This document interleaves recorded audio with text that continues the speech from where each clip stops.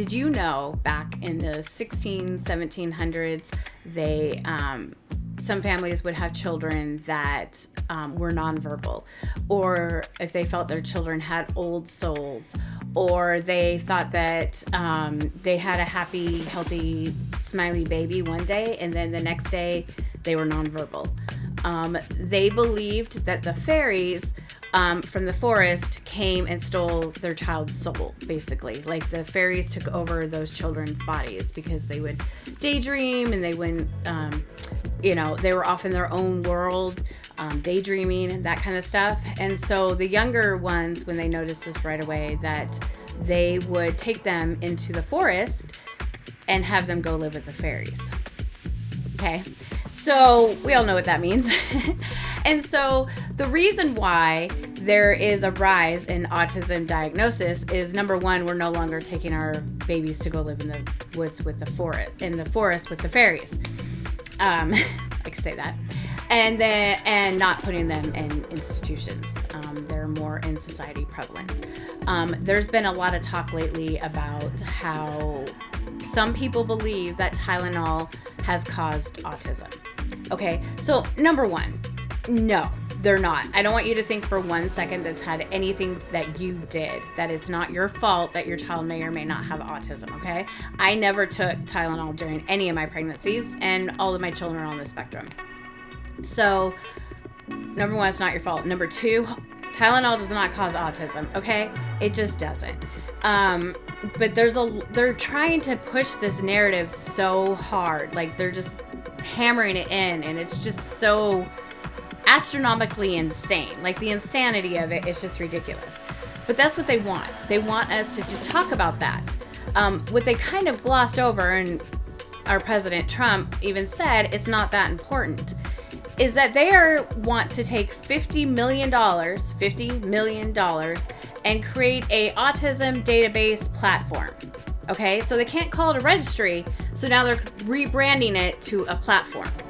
Now, we can go down the evil path of how that started in other countries and othering people and trying to keep up this facade that it's other people's fault for the position that we're in now, even though we all know whose fault it is. I would like to just express a different one, that number one, I think what we need to do is we all need to band together, because they want to diagnose autism as something that they can predict. The thing with people with autism, ADHD, people who are quote unquote on the spectrum, I'm sorry, my hair, there's this whole thing, like, we don't conform to society, okay? We don't do things normal. We think outside the box. We question things. It's harder to predict the human behavior of someone who is on the spectrum or has been diagnosed with autism. And so what they want to do is, they want us to have some sort of Fitbit or Apple Watch or whatever, so that they can track us, because, our medical doctors can't give out medical information, but like a Fitbit or an Apple Watch, that's a gray area of what is private and what's not. And so they want to track how we are with human behavior with this autism database platform, okay?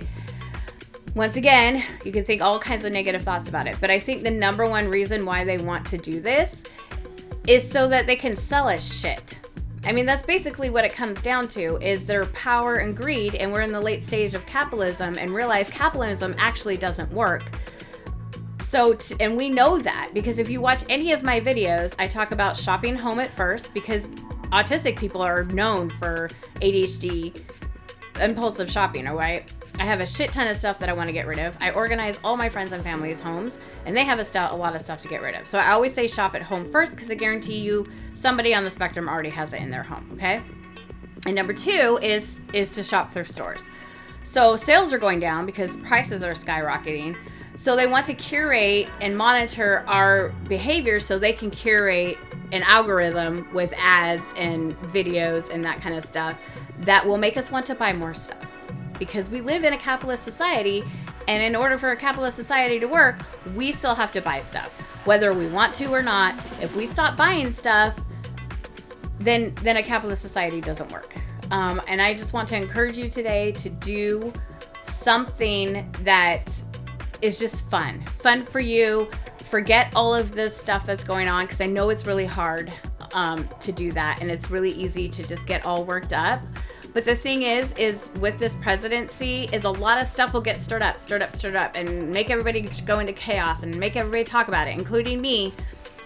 But we have to just wait for it to die down, because he is the epitome of a narcissistic. I am not a mental health behavioralist or a doctor, but yes, that's exactly what it is. And what happens is people with narcissism, because unfortunately I've had my experience with that, is they will take something, they will cause chaos in order to sweep in and save the day, okay?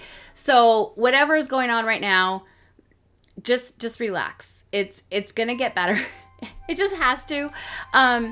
But it's not something to freak out right now, but we do need to be aware of what's going on. But once again, as the saying goes, we can go outside and touch grass. Take your kids to the park and have fun. Watch a fun movie if it's already late in the evening. Like, just to go and do something. And we need to focus on the good things that are happening around the world, and focus on the good things that are happening in our own day-to-day life. Because remember, it's not your fault, and autism is a genetic disorder, if you want to say that. It's a genetic trait that is passed down for generations. So taking Tylenol is not going to affect that at all. And you're also doing an awesome, amazing job. It doesn't get easier with autistic children, but it does get different. So I just want to encourage you today to just focus on getting the help that you need with schools. Talk to schools about all the teachers and principals and the students in the class about what your child needs and what your child needs from them.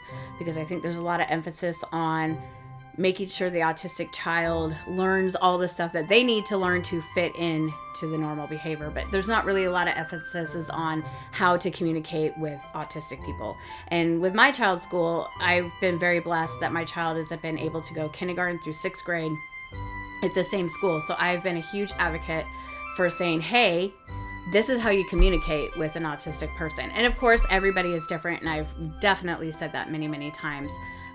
But you take the time to educate people on how to talk to your child. So you're doing an amazing job, and this will blow over. We just need to be informed and stay strong. So I hope you have the most awesome, amazing day, and I will see you in the next video.